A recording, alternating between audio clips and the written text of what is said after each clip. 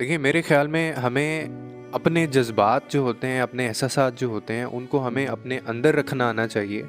अपने जज़्बात को हम अपने अंदर रखना सीखें एक तो। दूसरा, तवज्जो अगर एक बंदा आपको नहीं दे रहा, बेशक आप उससे मोहब्बत करते हैं, तवज्जो की भीख कभी भी मत माँगें।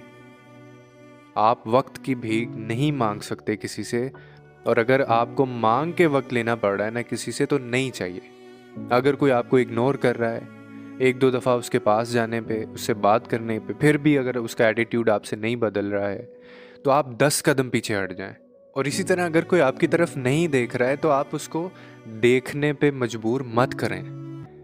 अपनी सेल्फ एस्टीम को आप कायम रखें, अपनी तज़लील मत करवाया करें लोगों से, अपनी बेइज़्ज़तियाँ मत करवाया करें, बल्कि आप खुद उनको बताया करें कि आपकी नज़र में कम से कम आपकी इतनी इज़्ज़त है कि आपके ठुकराए जाने के बाद आप दोबारा उसके पास नहीं जा